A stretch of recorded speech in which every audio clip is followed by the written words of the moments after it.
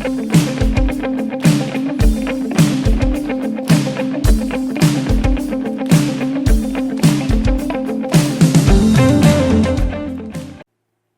me give you some takeaways from Joseph of Arimathea. First of all, he's a Christ follower. But he stayed in his position on the council of the Sanhedrin, trying to bring about influence. He teaches us to use our jobs, our professions, our platforms of influence to not just benefit ourselves, but to use that influence for the kingdom's sake and for the promotion of the gospel. Secondly, he demonstrates as followers of Christ, you may have more influence with the pilots of the world than you do the religious systems of the world.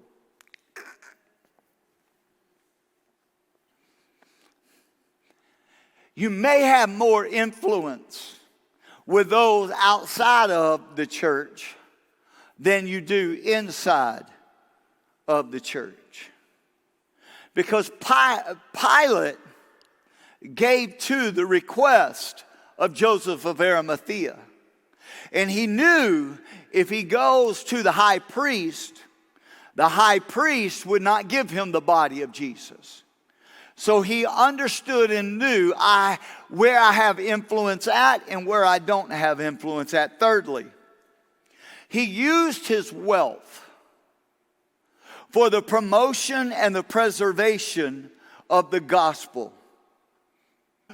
Could it be that Joseph of Arimathea, a rich man, went out that day and bought a graveside next to the place of the skull so that he would be able to tend to Jesus' body and bury it in a tomb that he purchased and that he bought? See, I've been to Israel several times, and I've been to the place that they think Jesus was buried. And when you walk in, of course it's empty, but the interesting thing is only one portion of that tomb has been carved out to let us know that it had been used. If this was a family tomb for Joseph of Arimathea and his family, eventually the rest of it would have been carved out and used. But I would present to you that Joseph of Arimathea used his influence, used his leadership, and used his finances to purchase something that he knew he and his family would never ever see the benefit of it. It was never for him. It wasn't about him.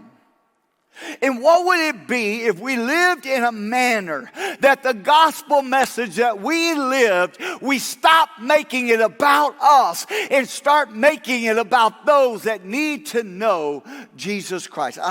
See, we need some Josephs in the church. People that will use their positions, their influence, and their resources to promote and advance the gospel of Jesus Christ, even if they themselves don't benefit from it.